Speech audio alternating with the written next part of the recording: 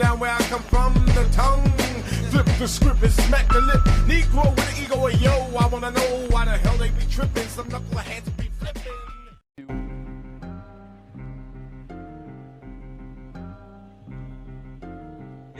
The political line of the new Afrikan Black Panther Party. Introduction. In this paper, we outline the political and ideological line of the new Afrikan Black Panther Party prison chapter. The NABPPPC, an all-African People's Revolutionary Party, proposes through its work and example to spread its line to create the general NABPP on the outside, to unite all revolutionary-minded new Africans, and ultimately to expand the party into a broad international vanguard of all African people the world over. We are in full accord with the analysis set forward in The Panther and the Elephant, which this paper intends to further illuminate. The Vanguard Party.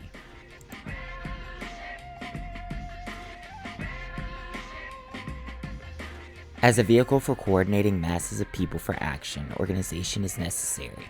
Planning is necessary, and so is assigning roles and tasks to those most capable of performing them, and holding them accountable for performing their tasks completely and to the best of their abilities.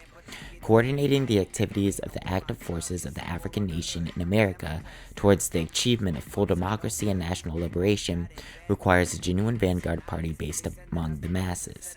No revolutionary or genuine national independence struggle has ever succeeded without a party to organize and coordinate the energy of the struggling people into focused, result-oriented action. From the people to the people is the mass line, the opposite of top-down organizations. The new Afrikan Black Panther Party prison chapter practices and promotes the mass line. In applying this, the party workers must go among the people, and by living with them and struggling alongside them, experience and learn their needs, ideas, and interests.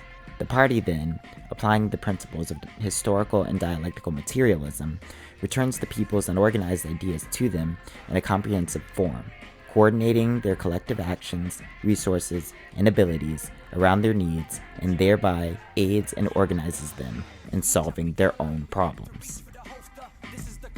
As a revolutionary vanguard party, the NABPPC realizes that strategic or tactical inflexibility runs counter to the organic nature of a mass-based leading party. Such a party must operate within the limits of existing concrete conditions as they develop and change, and it cannot attempt to drive people to stick stubbornly, mechanically to methods of struggle, which actual conditions do not support or allow. It has been by failing to exercise flexibility and initiative and practicing commandism that many would-be revolutionary movements in the past have failed and have given vanguard parties a bad name. Our strategic and tactical decision-making process is that of democratic centralism, which does not contradict applying the mass line, nor does it go against maintaining flexibility and initiative and being creative in our political work. Democratic centralism is the method by which our party determines through intense internal discussion, debate, and a majority agreement the party's overall strategic and tactical line. The basic principle is to raise criticisms and ideas up and to implement down. Once a strategy and tactical approach is decided, the lower bodies of the party can then exercise a great deal of initiative and creativity in applying the line in practice, adapting to the particularities of local conditions.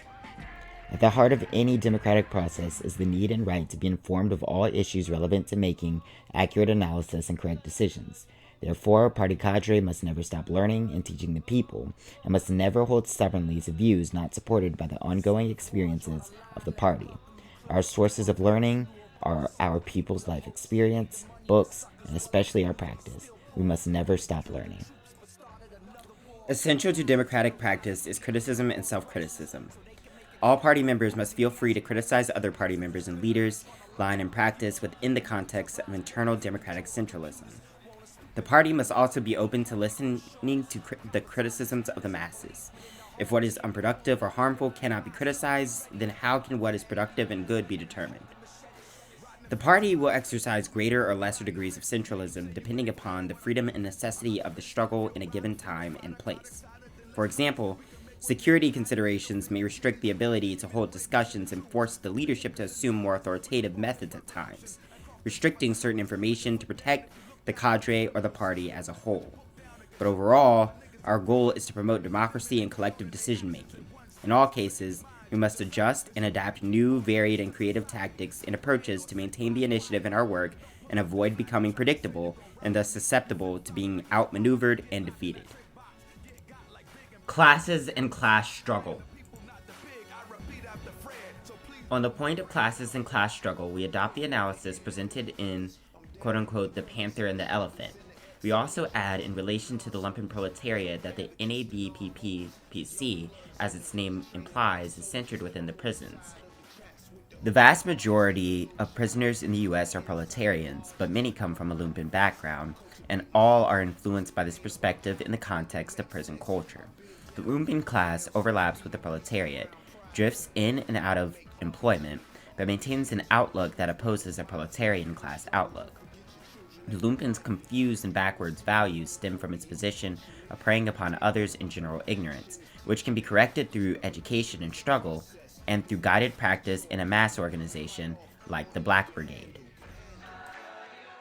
A minimum condition for the acceptance of lumpen class militants into the party must be a period of re-education and practice inside a party-affiliated mass organization like the Black Brigade, where we can observe their practice and they can remold their class outlook and develop into a full-time, all-the-way revolutionary. Contradictions in proletarian versus lumpen perspectives. Many people, when presented with the marxist-leninist-maoist idea that only the proletariat can lead in making all-the-way revolutionary class struggle, question why this is, and why some other class, without changing its class perspective, cannot lead such a struggle.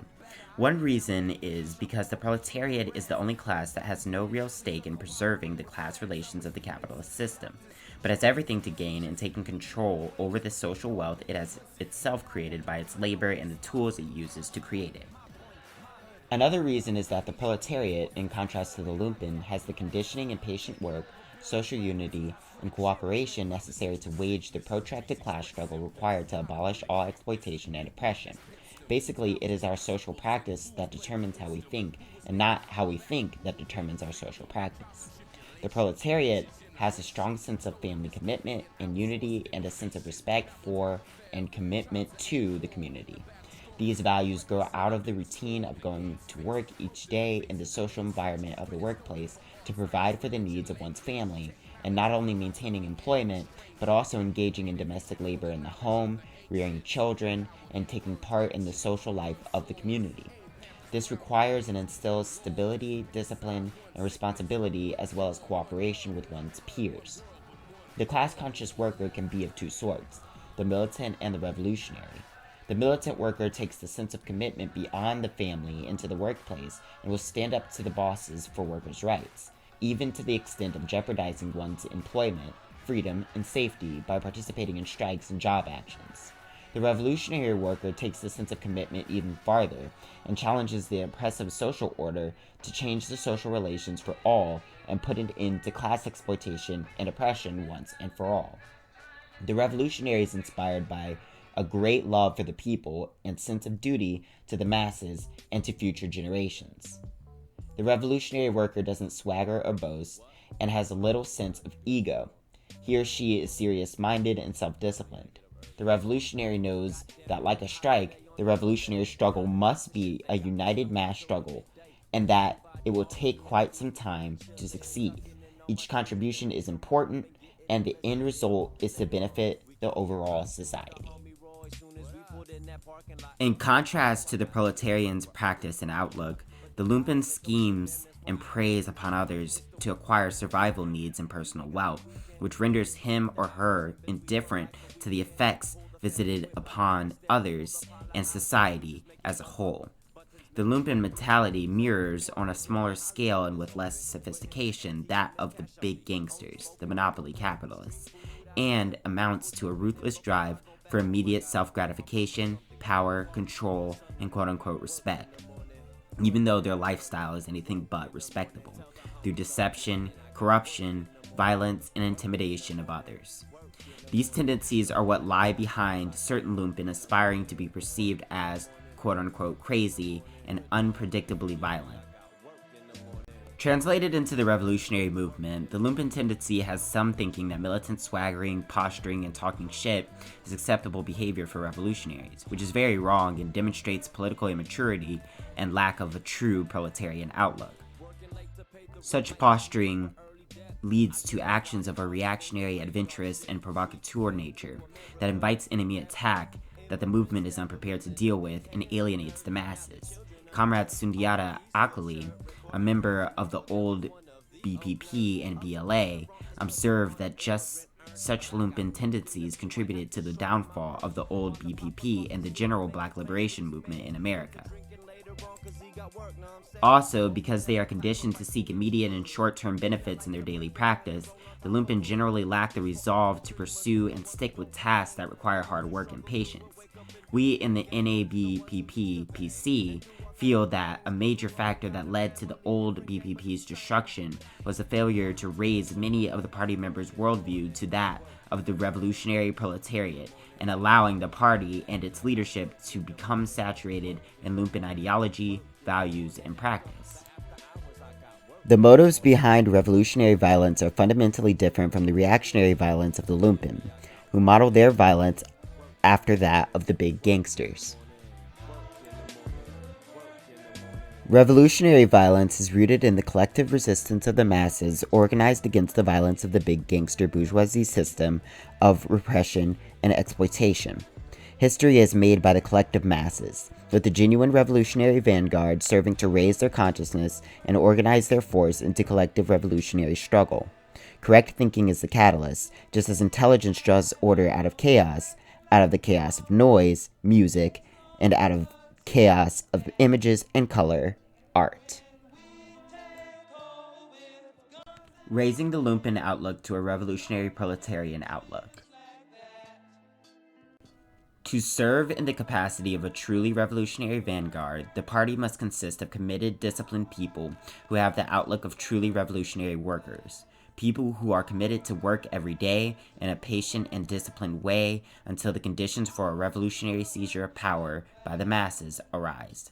Without remolding their class outlook, the lumpen will pursue ultra-leftist militant acts of exhibitionism and spew forth off-the-peg rhetoric, and when this provokes repression from the establishment, they will flip-flop to right opportunism, turn rat, and become enemy agents or run for cover. Lacking correct analysis, self-discipline, and patience, they will vacillate left to right, and they will confuse one stage of the struggle for another and try to skip the stages that require hard work and tenacity.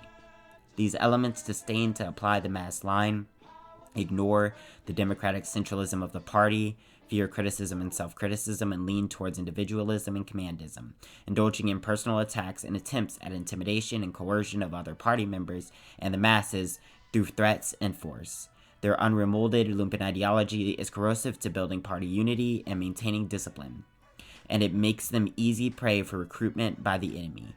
The lumpen are capable of the quote-unquote most heroic deeds and the most exalted sacrifices, or of the basest banditry and dirtiest corruption.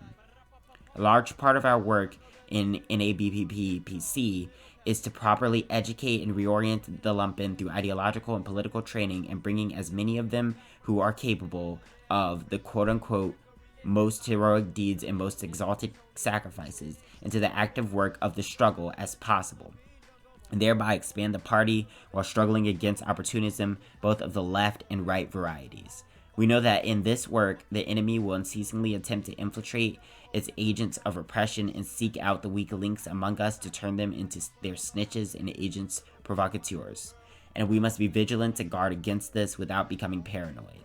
In the struggle, ideological and political line determines everything, and we must rely on ideological and political training and commitment to practicing the mass line, criticism and self-criticism, and the democratic centralist method of determining what should be done and how to do it.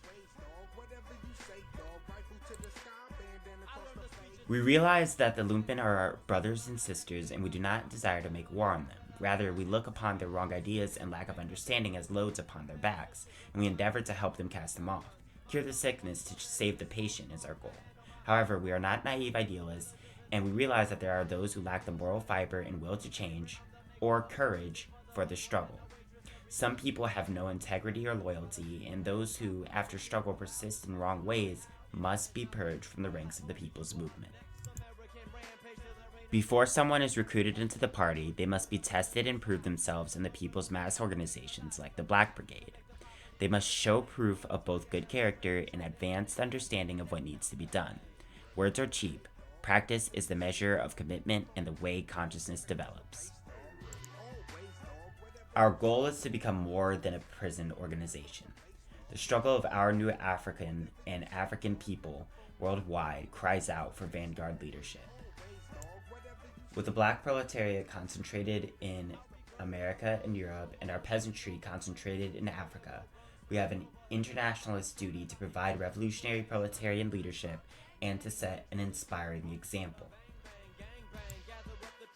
Our struggle against imperialism and neocolonialism is a class struggle of international dimensions. We have much to learn and much to do. We must become good at learning and resolute in struggle.